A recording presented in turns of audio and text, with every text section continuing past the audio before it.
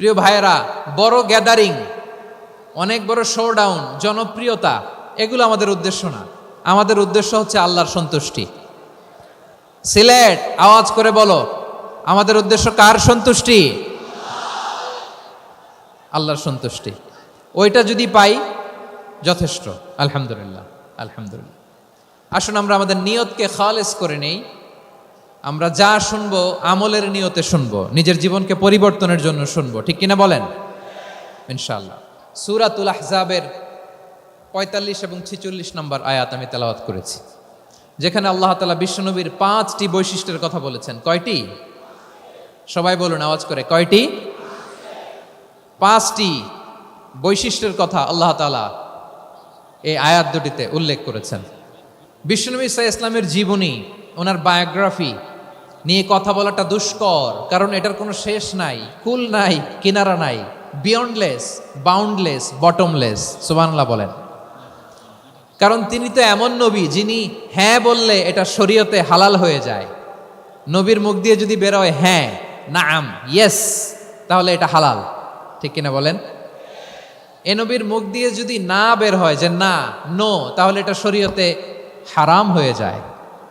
কেমন নবী আমরা পেয়েছি, যিনি হ্যাঁ বললে হালাল, না বললে হারাম, যিনি সাব্বাবা, এই আঙ্গুলি উপরের দিকে উঁচু করলে চাঁদ ভেঙে 2 টুকরা হয়ে যায়, যে নবী জমিন থেকে পা উঁচু করলে আল্লাহর আরশে মেরাজে চলে যায়, এমন নবীর উম্মত আমরা হয়েছি। যে নবীকে বাদ দিলে কোরআন বোঝা যায় না, কারণ এ নবীর উপরই কোরআন নাজিল করেছে কে?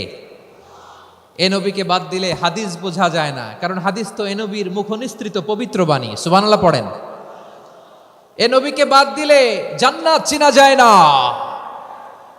কারণ জান্নাত তিনি চাক্ষুষ দেখে এসে আমাদেরকে মেরাজ শেষে বর্ণনা করে শুনিয়েছেন।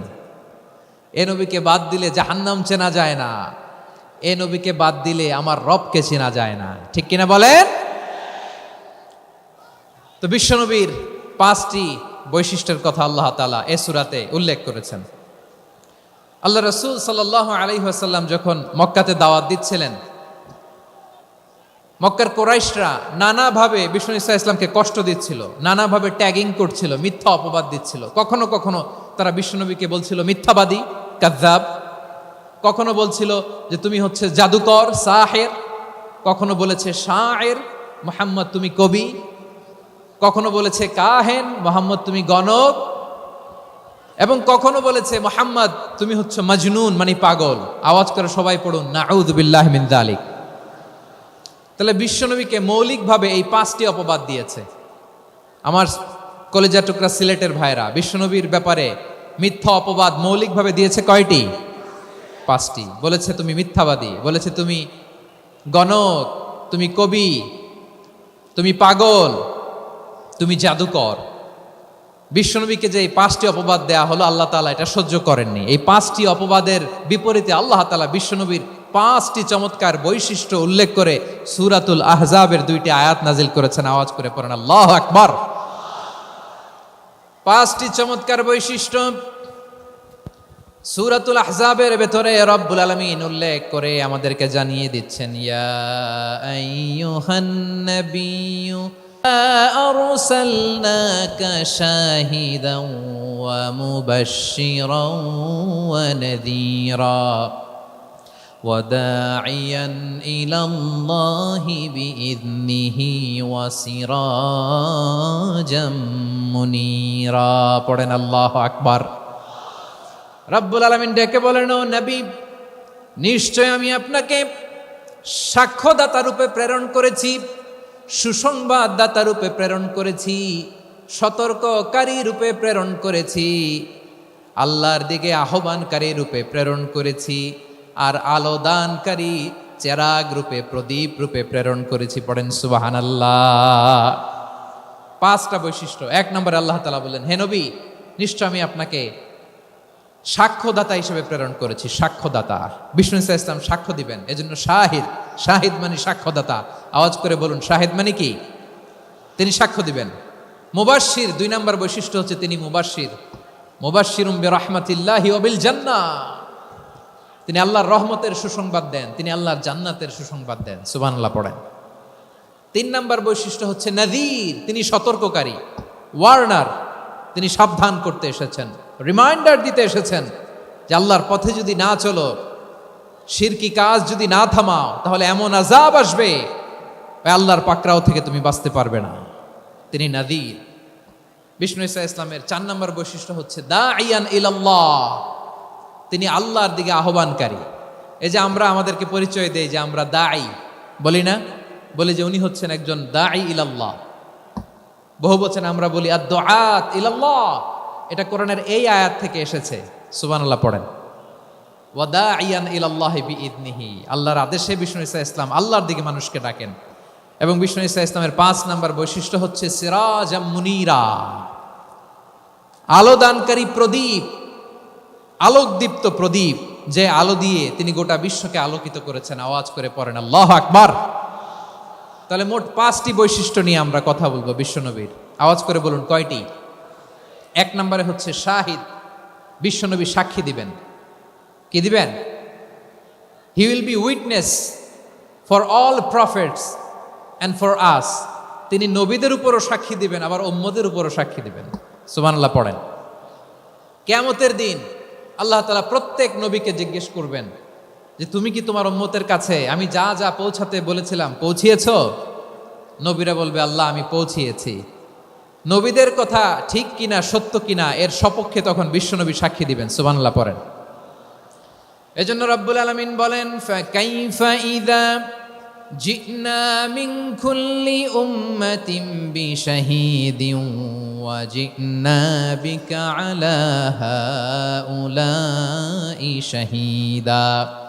তখন কেমন হবে যখন প্রতিটি উম্মত থেকে আমি একজনকে সাক্ষ্য হিসেবে বের করে আনবো, আর তাদের উপরে নবী আমি আপনাকে সাক্ষ্য বানাবো। পড়েন সুবহানাল্লাহ। তাহলে সব উম্মতের ব্যাপারে সেই উম্মতের নবীরা সাক্ষ্য দিবে, আর ওই নবীদের উপরে আমাদের নবী বিশ্বনবী সাক্ষ্য দিবেন। সুবহানাল্লাহ পড়েন। এজন্য বিশ্বনবী হচ্ছেন শাহিদ। শাহিদের আরেকটা ব্যাখ্যা হচ্ছে বিশ্বনবী সাল্লাল্লাহু আলাইহি ওয়াসাল্লাম আমাদের সাক্ষীর উপরে তিনি সাক্ষী দিবেন।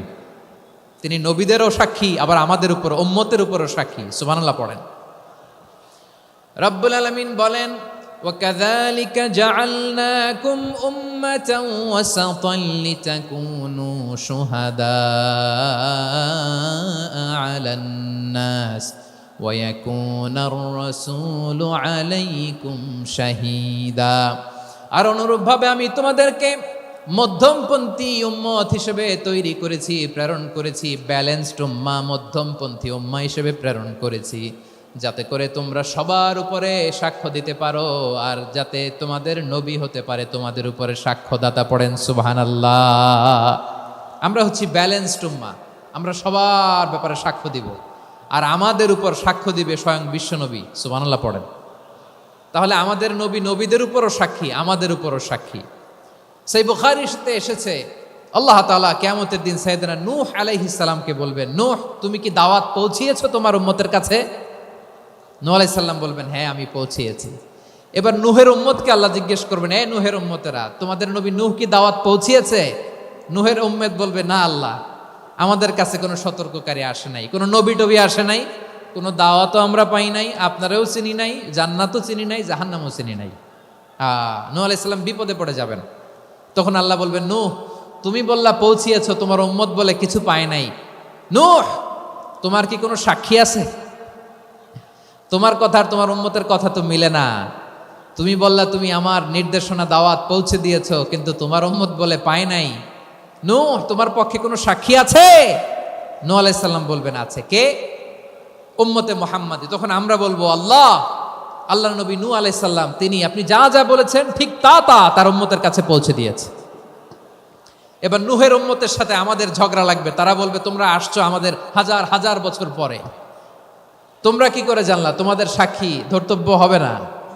আমরা তখন বলবো আমাদের কোরআনে তোমাদের নবীর নামে আল্লাহ তাআলা একটা সূরা নাজিল করেছেন, সূরাতে নূহ। আওয়াজ করে পড়েন আল্লাহু আকবার। আমরা বলবো আমাদের কোরআনে তোমাদের নবীর কথা আল্লাহ আমাদেরকে জানিয়েছেন, দিন রাত এক করে তোমাদের কাছে তিনি দাওয়াত পৌঁছেছেন, তোমরা কানের মধ্যে হাত দিয়ে রাখতা, চেহারাটা কাপড় দিয়ে ঢেকে রাখতা, আল্লাহর নবী নূহকে পিটিয়ে ছালা দিয়ে পেঁচিয়ে তোমরা পাহাড়ে তুলে রেখে